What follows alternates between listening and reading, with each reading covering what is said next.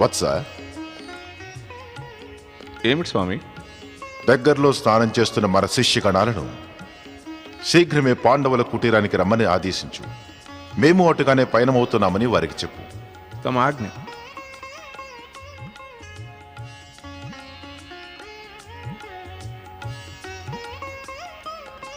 ఋషివర్య, స్నానం ధ్యానం పూర్తయ్యి. నిజంగా గంగ స్నానంతో మనసు ప్రసన్నమైంది. వత్స, నీకు భోజనానికి ముందే కడుపు నిండినట్టుందే.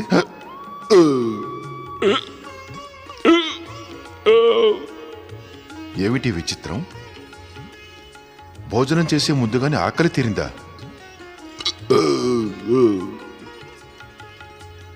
ఇంకేమీ తినాలనిపించటం లేదు. అవును ఋషివర్య, నాకు అలాగే అనిపిస్తోంది. పూర్తిగా కడుపు నిండినట్టు అనిపిస్తోంది. ఇంకేది తిన్నా సరే బయటికి వచ్చేస్తుంది. క్షమించండి ఋషివర్య, తమ యొక్క శిష్యులందరి ఆకలి తీరిపోయింది. అందరికీ కడుపు నిండింది. ఎవరికీ భోజనం చేయాలనిపించడం లేదు.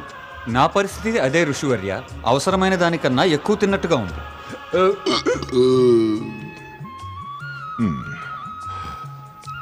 ఊరికే పాండవులు మన ఆతిథ్యానికై కష్టపడుతున్నారు.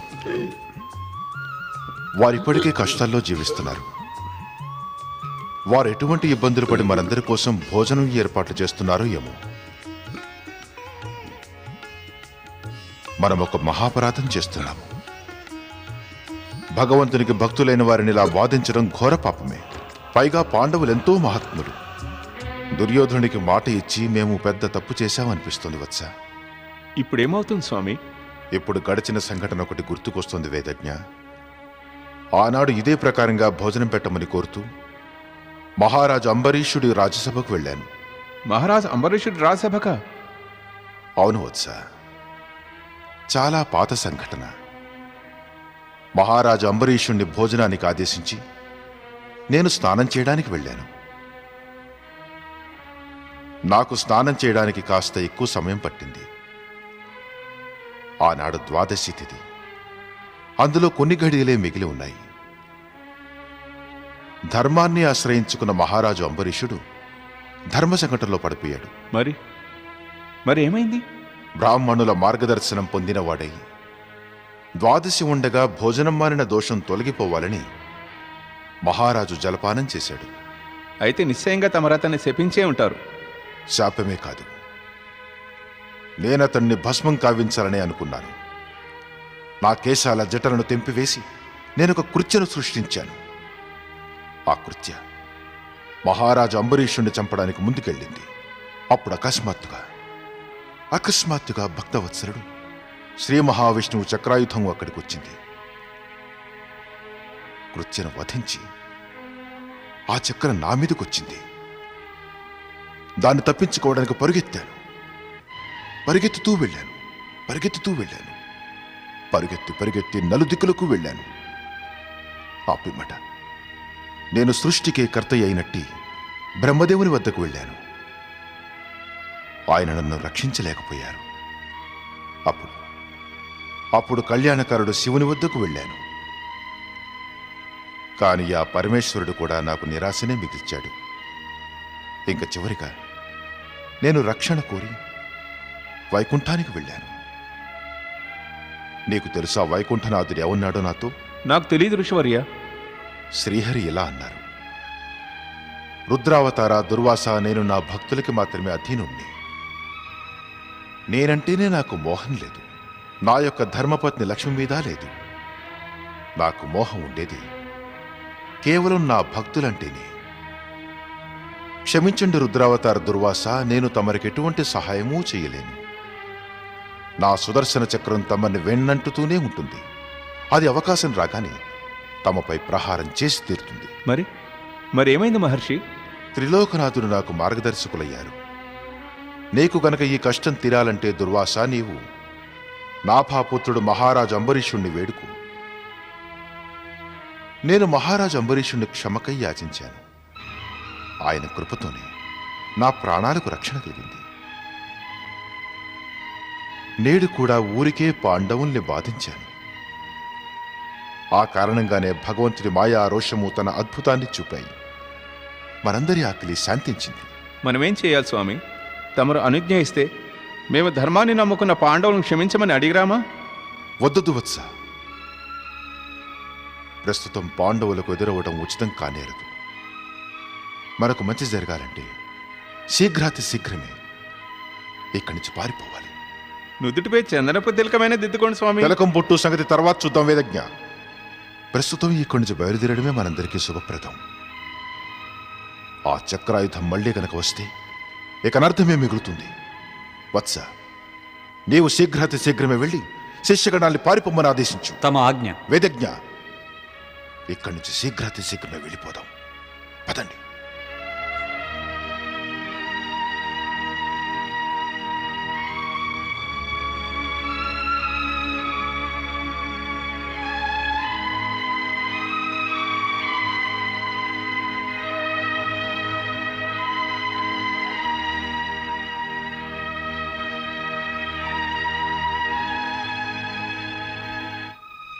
మహర్షి దూర్వాసుడు ఆయన శిష్యగణాలు ఏమయ్యారు? అన్నగారు చెప్పటం వారు ఇటే వచ్చారని. ఏమయ్యా, నీవిక్కడ మునీశ్వర్లు స్నానం చేయటం చూసావా? స్నానం చేయడం చూడలేదు, కానీ వారు భయభీతులై పారిపోవడం మటుకు చూశాను. భయభీతులే పారిపోవడమా? నాకేం అర్థం కాలేదు. నాకు ఏమీ అర్థం కాలేదు. ఈనాటిదాకా నేనెప్పుడూ బాలురులాగా ఋషులు మునులు గెంతుకుంటూ పరిగెత్తడం ఎన్నడూ చూడలేదు.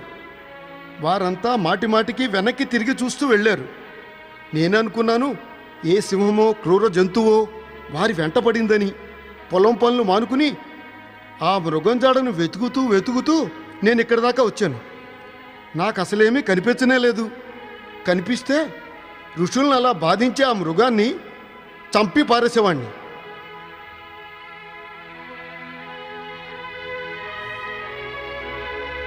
రుద్రావతార మహర్షి దుర్వాసుడు ఈ ప్రకారంగా ఆతిథ్యం ఇవ్వాలని కోరుకోవడం, ఆపై చెప్పకుండా ఉన్నట్టుండి వెళ్ళిపోవడం, దీనికి కారణమేమిటో తెలియడం లేదు. బావగారు, కారణం చెప్పడం సులువే, అది స్పష్టమే. పాండవులు కేవలం దుర్యోధనుడి స్వార్థపూరిత పరీక్షలకు మాటిమాటికి గురి కావాల్సి వస్తోంది. అనగా ఋషులిక్కడికి రావడం?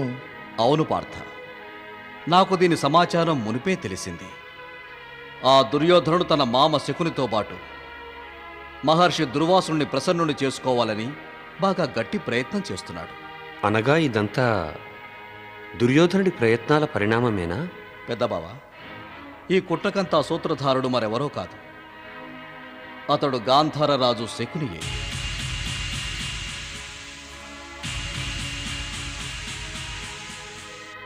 బావా, ఇది ఇంకా ప్రారంభమే. వనవాస కాలంలో కౌరవులు మీకు ఇలాంటి కష్టాలే కలిగిస్తుంటారు. మరైతే ఈ కష్టాల ఉపశమనానికి ఎటువంటి ఉపాయమో లేదా కేశవ? పాంచాలి, స్వార్థము గాఢవాంఛలే తన జన్మస్థలాలైన దుర్యోధనుడు నా దృష్టిలో ఒక రోగమే. మరి ఈ లోకంలో ఏ రోగానికైనా ఉపశమనం అనేది ఉంటుంది. ఓ ద్వారకాధీశ, మాకా రోగానికి ఉపశమనమేమిటో చెప్పండి. అన్ని అసాధ్య రోగాలకు ఉపశమనం ఒక్కటే, అది శివభక్తి ద్వారా లభిస్తుంది. పరమేశ్వరుడు సమస్త లోకాలను నాశనం చేయగలడు. ఎవరైనా మంచి మనసుతో ఆయనను ధ్యానిస్తే వారికెన్నడూ రోగాలుండవు. కాస్తంత ప్రయత్నిస్తే చాలు, పరమేశ్వరుడు ప్రసన్నుడవుతాడు. అయితే మేమందరం దేవాదిదేవ మహాదేవులని ప్రసన్నం చేసుకునే ప్రయత్నం నేడే ప్రారంభిస్తాం. జన్మించిన ప్రతి ప్రాణికి శివభక్తి పైన అధికారం ఉంటుంది పార్థ. మరి మీ అందరి కష్టాలు అంతమవడానికి కేవలం ఇంకా పార్థుడే శివభక్తిలో లీనమవ్వాలి. నేనా? లేదు కేశవ, నాకు శక్తిపైనే నమ్మకం ఉంది. నాకు భక్తిపైన నమ్మకం లేదు. పార్థ, ఈ మాట నువ్వు అంటున్నది కేవలం నీకు నీ భక్తి యొక్క శక్తి గురించి తెలియకపోవడం వల్లనే. భక్తి దీనులకు, హీనులకు, అసహాయులకు సహాయపడుతుంది కేశవ, మా వీరులకు కాదు. ఇది నీ పొరపాటు పార్థ. నీవు నీ మాటని రుజువు చేయలేవు. ఎందుకంటే భక్తికున్న శక్తి ఈ జగతిలో ఉన్న శక్తులన్నింటికంటే శ్రేష్టమైనది, సర్వోత్తమమైనది.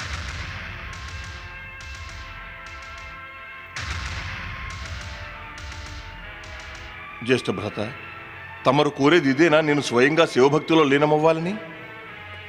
అవును అనుజ. అలా ద్వారకాధీశుడు చెప్పిన మార్గాన నువ్వు వెళితే మనందరి జీవితాలు సుఖము సంతోషాలతో నిండిపోతాయి. సరే జ్యేష్ఠ భ్రత,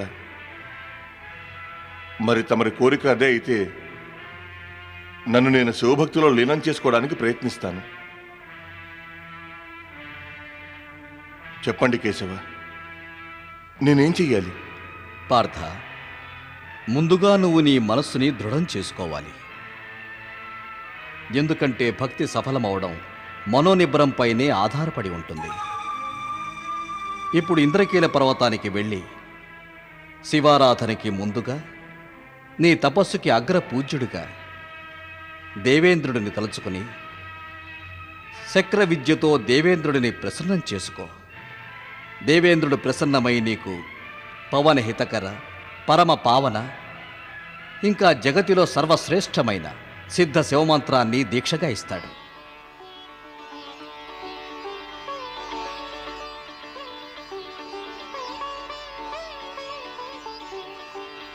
నన్ను ఆశీర్వదించండి. నేను నా మనస్సుని భక్తిలో లీనం చేసుకోవడంలో సఫలత సాధించాలని. నువ్వు అలా వెళ్ళిపోతున్నావేంటి పార్థ? పాంచాలి, వీర శిరోమణి, అర్జునుడి గాంధీవం తీసుకురా. మరి కేశవ, భక్తిలో అస్త్రాల అవసరం ఏమిటి? సమస్య అవసరానిది కాదు పార్థ, సమస్య ధర్మానిది. నువ్వు క్షత్రియుడివి. ఆ క్షత్రియ ధర్మం నీకు ఇదే చెబుతుంది పార్థ. నువ్వు నీ ప్రజలు ఇంకా అసహాయులని రక్షించడానికి అస్త్రశస్త్రాలు సదా నీతోనే ఉండాలని.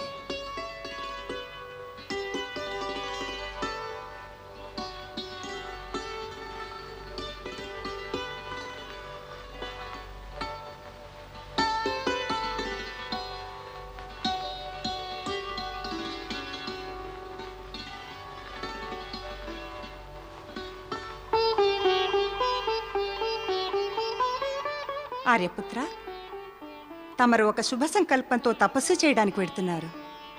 తమరు సఫలురు కావాలి. అదే ఎవరైనా తమని హాని చేయడానికి లేదా శత్రుత్వ దృష్టితో చూసే దుస్సాహసం చేసినట్లయితే వాళ్ళని అవశ్యం దండించండి. తమరి విజయమే నాకు గౌరవం. తమరి గాంధీవం దుర్మార్గుల అత్యాచారాల్ని దండించడంలో సఫలమవుతుంది. నేను నా శక్తిని ప్రయోగించేది సదా అత్యాచారాన్ని అంతం చేయడానికి, గౌరవాన్ని రక్షించడానికి మాత్రమే. కానీ నాకు ఈ సమయాన భక్తిలో లీనమవ్వమని ఆదేశం లభించింది. అలా పెద్దల ఆదేశాన్ని పాటించడం నా ధర్మం.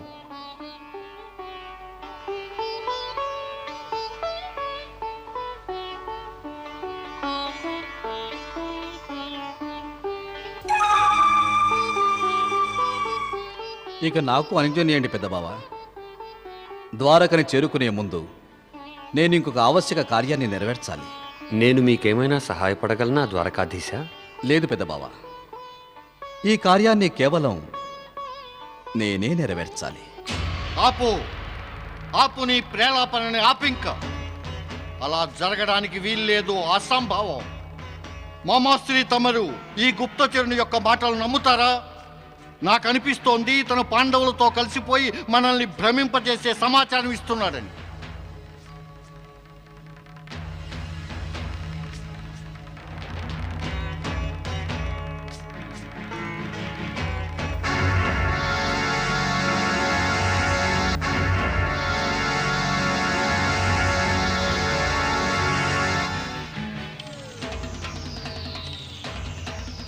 అల్లుడు, ఇతనిని సందేహించడానికి నాకు ఎట్టి కారణము కనిపించడం లేదు.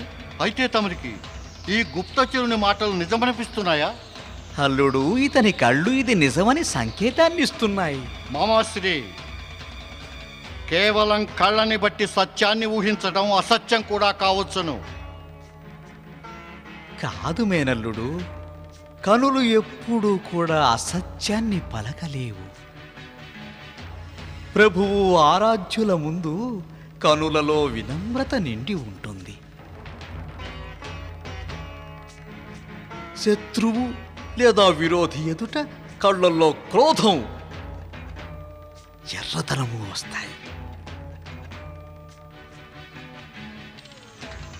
అదే ప్రియపుత్రులు సంబంధీకుల ముందు కనులు చెమరుస్తాయి.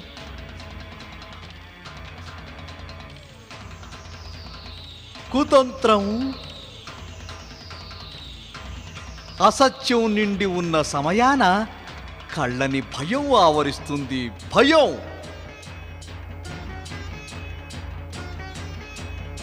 అదే అల్లుడు.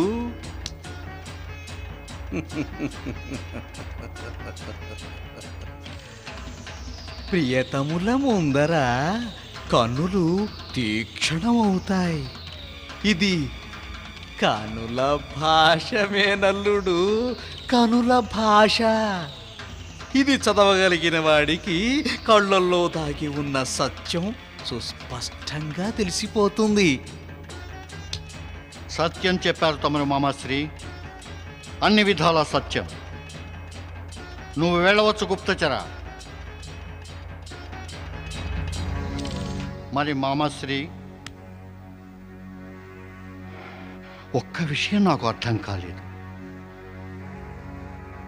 రుద్రావతారుడు అయినటువంటి మహర్షి దూర్వాసుడు, ఆయన క్రోధం సకల జగత్తులోనూ ప్రసిద్ధమే. ఆయన పారిపోవటానికి వివస్సులు ఎందుకయ్యారు మామాశ్రీ? ఎందుకు? అల్లుడు